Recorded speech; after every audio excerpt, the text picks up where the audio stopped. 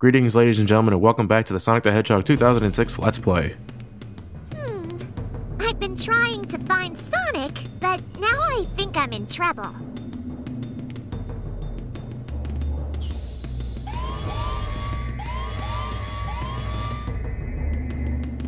Maybe I should just walk away real quietly before they spot me. Oh. Prisoner has escaped from cell block C-17. All patrolling guards, begin searching immediately. I repeat, This way. prisoner has okay. escaped from cell You think block Dr. Eggman would have C-17. some kind of robot watching the door, but... Thank you so much for rescuing me. I am so grateful. I'm Amy. Amy Rose. My name is Elise.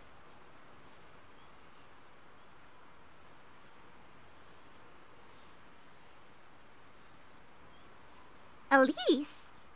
Wait, you're not Elise, the Princess of Soliana, are you? I'll bet someone's already on their way to rescue you. Yes. But someone I know said to me, nothing starts until you take action. So I decided to heed his advice. I notice how she doesn't reference the "if you have time to worry, then run" You line. wouldn't happen to have some feelings for this person, would you? What? No, of course It's not. okay. Love changes everything. It feels like every little moment in your life is huge, doesn't it?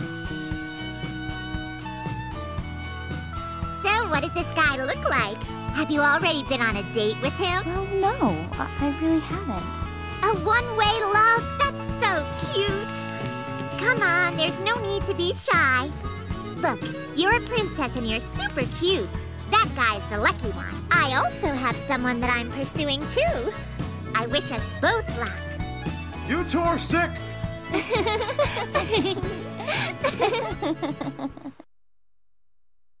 So, Amy Rose rescued Princess Elise, and now she's on her way back to the castle. And, well, I guess to make sure she has a safe trip, we're now controlling Amy Rose and defeating more of Eggman's mechs. We came all the way here and the town's filled with bad guys. Well, were you expecting anything less? Anyway. Alright, so... we're controlling Amy Rose, and...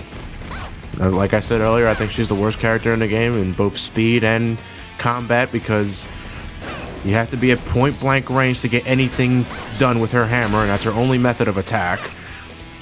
During this part, you can climb up rooftops with a double jump and, explode the fire crates to get them to get the spiked balls to roll down and hit the electrical crates, which can stun the robots, just to give yourself a little bit of an easier time.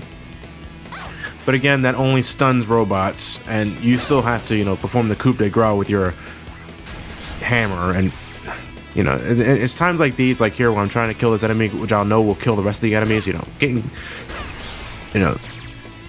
it's just... She doesn't have her homing attack anymore from Sonic Heroes. Her hammer is not as reliable as it was in Sonic Adventure. It's just a step backwards, and I honestly don't know why they made her like this. To put more emphasis on Sonic, I guess, but why completely butcher her combat abilities? I liked her better as a pink Sonic. I can't stress that enough. Aren't I just incredible? I'm not gonna answer that.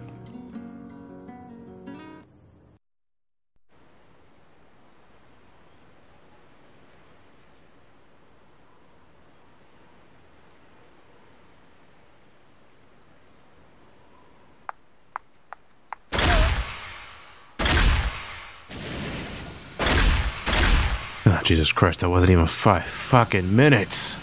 Where did Amy go? Finally! I've been waiting so patiently for you to return, Princess. That means while Sonic was in the process of returning back to the present from the future, Princess Elise got kidnapped again. Mephiles.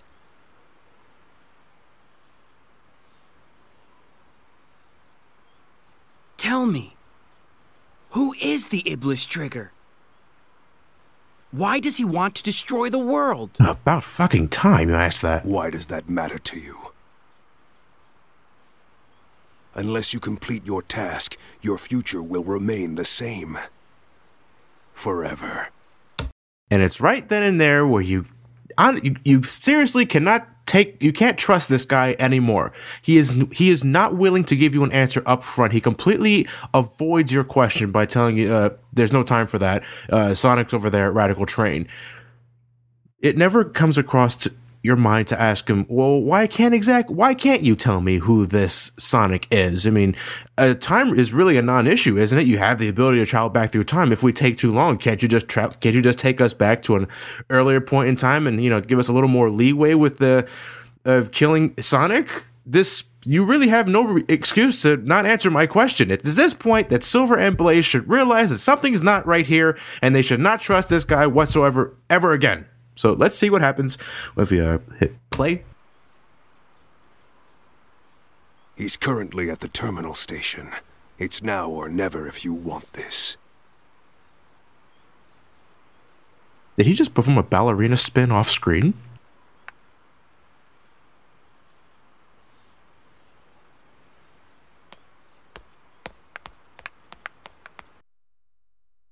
Okay, guess not.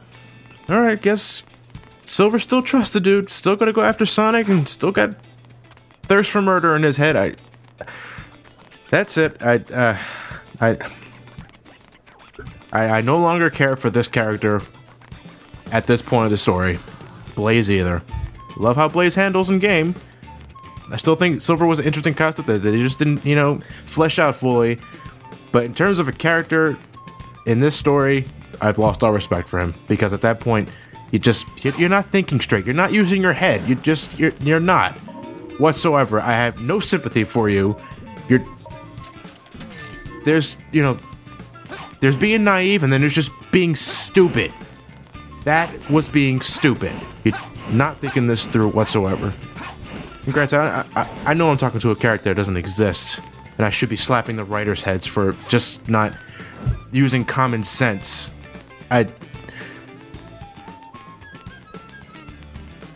I hate this story so much. I hate this story so much.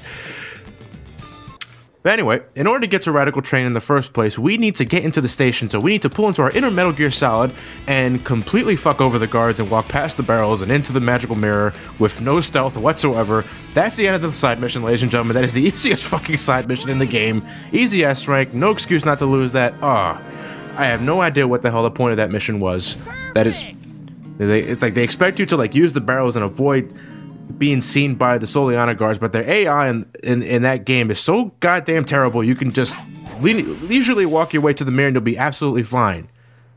I have never failed that mission. So with that said, now we're in Radical Train. Pulling into my inner Elmer Fudd there, ladies and gentlemen. So now we're in Radical Train with Silver the Hedgehog. And like Sonic's adventure in it, it's not the longest level of Silver's selection. It's a pretty short level, especially when you know how to abuse Silver psychokinesis. And, well, there's not much I can say about it, because I mean, at this point, all the levels really just kind of start to melt together. It's the same thing over and over again. Like, one of the only gimmicks that I can immediately think of Radical Train, is this part right here, where you have to sometimes, put objects on the scale in order to raise it up a bit. But again, if you know how to manipulate Silver psychokinesis, you can, for the most part, skip all the scale sequences and just fly over everything.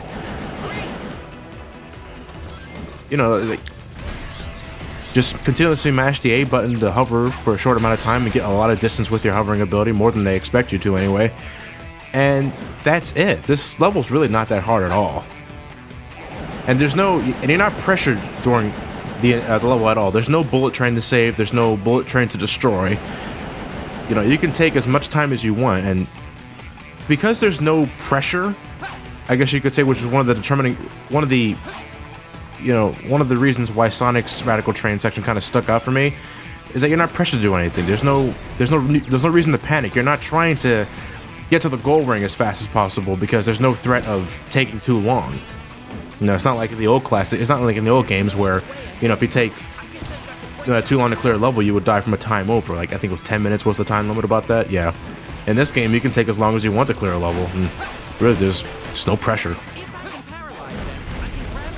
But anyway, this is a prime area to use Silver's shock bracelet, which I bought last part. And again, Silver's most useful ability because, you know, the shockwave it creates pretty much makes all of the ground enemies your absolute bitch. And it does work on enemies on the air. I should have mentioned that earlier. You still need to be pretty close, but it does work on enemies that are in mid-air for some reason, but I'm not going to question if it makes my gameplay experience smoother. And nope, not going to make that. Still got to jump a little high in order to get that. Yeah, people, some of you have mentioned that one thing Silver has that Sonic and Shadow do not. I believe he does have the highest basic jump in the game. You know, Silver doesn't curve into a ball when he jumps into there. You know, he just jumps like any other like ordinary human being would, but he gets the most distance vertically in terms of the jump, which would be good, I guess. If really, to me, that's not really so much of a defining trait, though. Yeah, I guess. You know, just to have him get a little more distance with his hovering, but other than that, you know, he doesn't roll into a ball. He can't jump on enemies with it. It's really not that spectacular to begin with, in my eyes, anyway. Silver's Radical Trains, for the most part, is just Sonic's first half of the stage. He doesn't go through the Mach Speed section that Sonic will do in the later half of the stage. And, yeah, that's pretty much all I can say. As I'm showcasing here, no, Silver cannot grind on rails either. That's ability strictly for Blaze, and I believe Shadow. Can Shadow grind rails? I can't remember off the top of my head at the moment. You know, I'm guessing, you know, having all these psychic abilities, you can't have time to learn how to grind on rails, and can't all be like Sonic. We're actually approaching the end of the stage here, actually. Well, not here exactly, but we're almost there.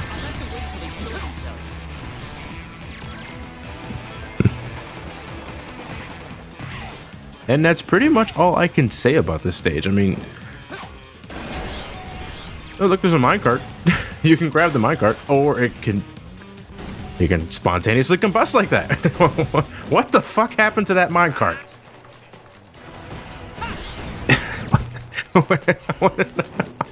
I don't. Oh man. No, maybe it was Hatson.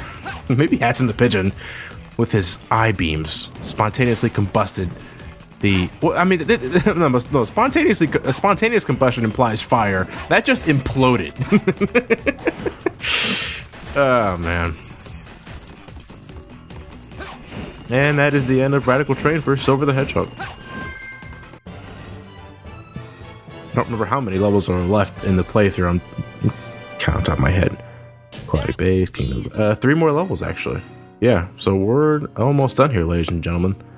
Well, for Silver's playthrough, anyway. We still gotta do Shadows after this, and we got the last story to do. Not to mention all the extra shit I gotta show off, too. And multiplayer. I knew it! I knew you'd return. You had to. You again. This time, there will be no more interruptions. The Iblis trigger must die. Sonic.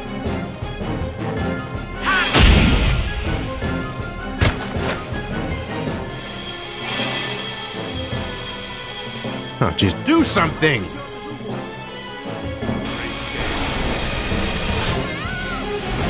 Elise! It's time to end this!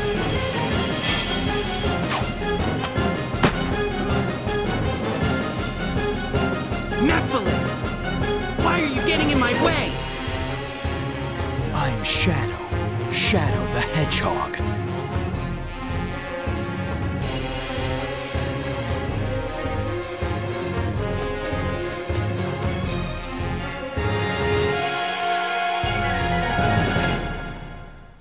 I won't hold back. Here I come! Shadow looks distracted there. Anyway, okay, so now we can finally see how this battle unravels. You know, we saw the intro to that cutscene in Sonic's story, but we never actually got to see the result of that. No. So this is now we're going after Shadow the Hedgehog, who is definitely a little more difficult than Sonic because Shadow actually knows how to attack his enemies efficiently. You know, it's not like the Silver battle where Sonic will, you know, purposely stay in the air for like 5 seconds. We go like, "Here I come." Shadow is pretty much a two-part process. He jumps in the air, he'll get ready to do his Chaos Spear, I guess you could call it. He will use that to stun you, and after he stuns you, he will immediately follow up with a homing attack, and he is deadly accurate with it.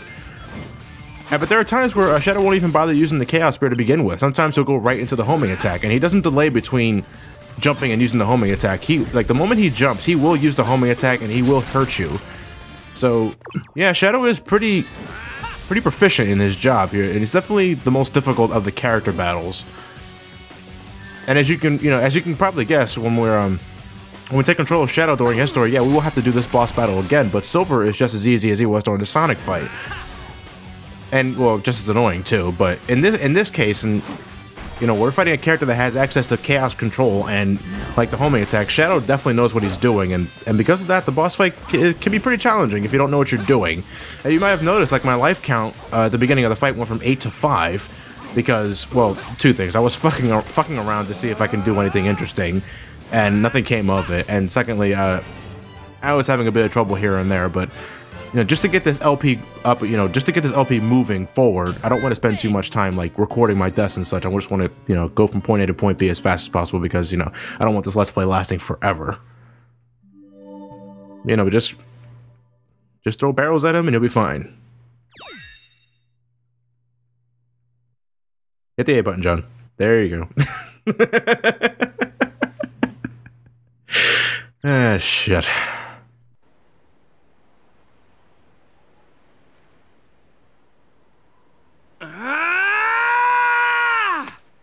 Chaos control! Oh, I can watch that again and again. In fact, let me rewind that a bit. Ah, satisfying. You! Don't bother. With the Chaos Emerald's power, I control time and space. You can't break free. I won't give up! It all depends on me! Can't lose! Not when I'm so close! Ah! Chaos Control! Huh? You induced chaos control. I won't let anyone get in my way. I'll change the past and save the world! Mephiles isn't trying to help you create a better future. He's trying to eliminate the past. What? What are you talking about? To discover what happened, it seems we must see what took place 10 years ago. Follow me if you want the truth.